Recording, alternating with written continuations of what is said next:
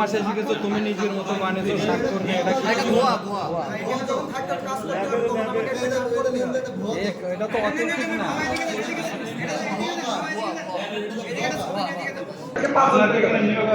যে আমি মাস্টার আপনার এই স্যারের রুমে কি আপনার কাজ এই রিপোর্ট দিয়ে নিয়ে আসার জন্য এখানে আছে। নিয়োগ আছে, নিয়োগ না, নিয়োগের ভিতরে কাজ করে বাসার ভিতরে আউটসোর্সিং এখানে নিয়োগ করা কেউ নেই। স্বাক্ষর এখন হয়নি তো, এখন এক মাসের কাজ করতে হবে তখন আমাকে করে দিতে হবে।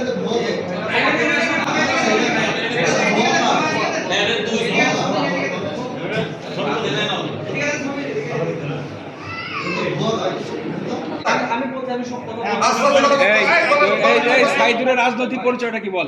রাজনৈতিক পরিচয় জানি না। আপনার সরকারি হাসপাতালে লিফটে লোক নাই, ডেকোরেশনের কোনো লোক নাই। আচ্ছা আমি বলছি এগুলো তোমার বলার না, এটা তো হাসপাতাল কর্তৃপক্ষ নাই চাই দরকার এবং আমরা তো তুমি বলার আরো স্যার আমাদের বলেছে আমি কাজ করি, হ্যাঁ আমাকে নাই কাজ করে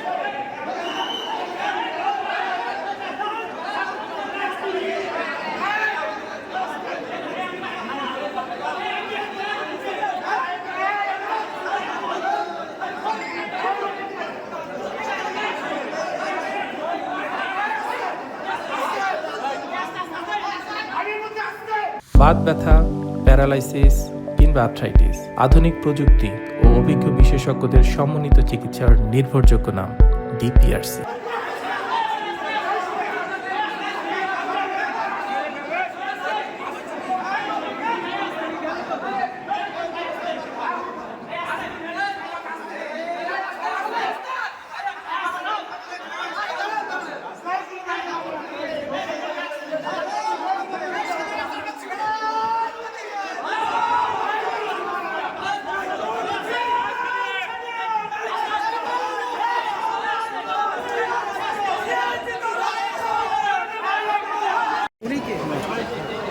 আমি মিঠু আগে এই ছেলে আপনি আমি মিঠু তো আপনি হাই থেকে কমিশন থেকে এই উকা ধরে না সারা দাদা বলো দাদা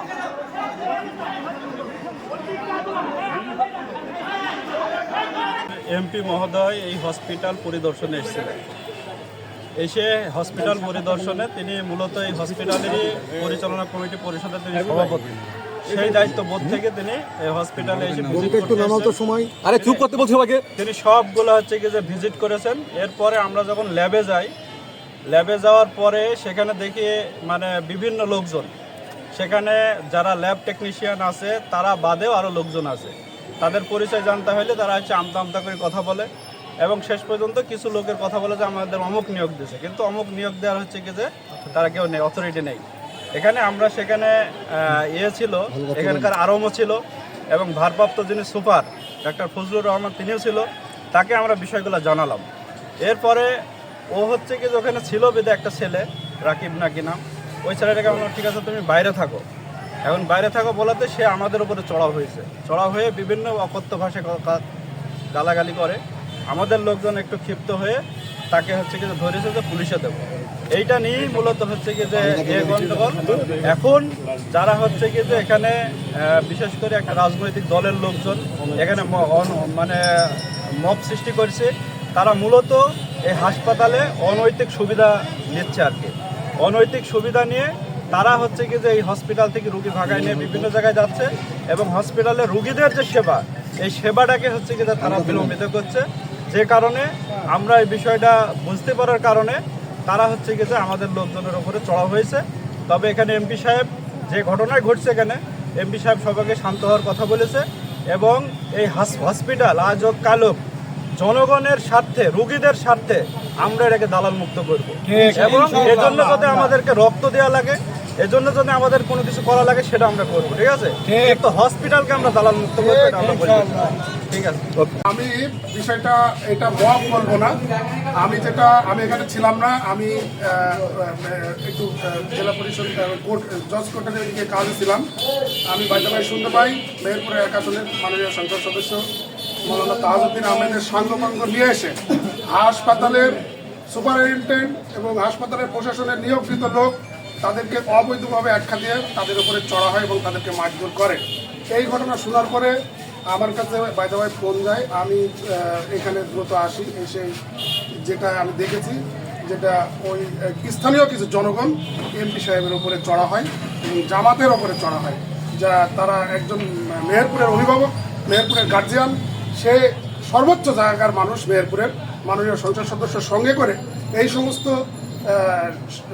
ক্যাডার বাহিনী, আমি এক কথা বলবো, ক্যাডার বাহিনীর সাথে করে এনে এই হাসপাতালে এই ধরনের অপকর্ম করেছে। যার কারণে আমি এই ঘটনার তীব্র নিন্দা জানাই।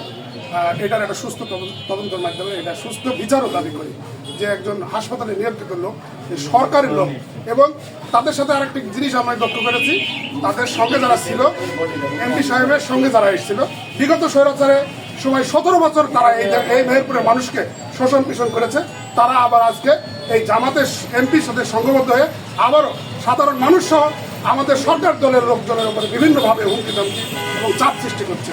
এইটার জন্য আমি মেহেরপুরের জেলা প্রশাসক এবং মেহেরপুরের জেলা পরিষদের প্রশাসক এবং মেহেরপুর জেলা বিএনপির সাধারণ সম্পাদক এবং আমার নেতা সদর উপজেলা বিএনপি সাধারণ সম্পাদক ফয়েজ মাহমুদ ভাই সহ সর্ব রাজনৈতিক দলের আমি সুস্থ তদন্তের মাধ্যমে এই ঘটনার সুস্থ বিচারও দাবি করি। যেহেতু আমি নিজেও, আপনারা ইতিমধ্যে জানেন যে কারেন্টের একটা সমস্যার সম্মুখীন আমরা হয়েছি যে কোনো কারণে।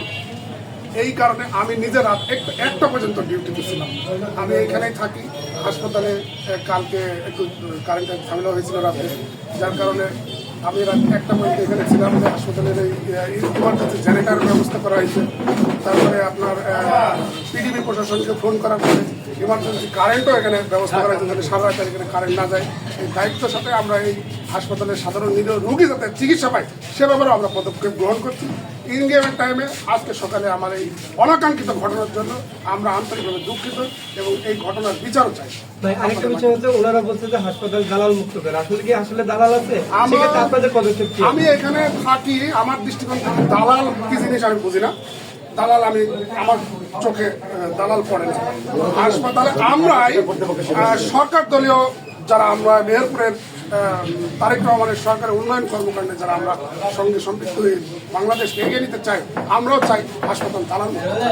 আমরা এই ব্যাপারেও আমরা অনেকবার চেষ্টা করেছি। আগামী দিনে আমরা চাবো এই হাসপাতাল দালাল।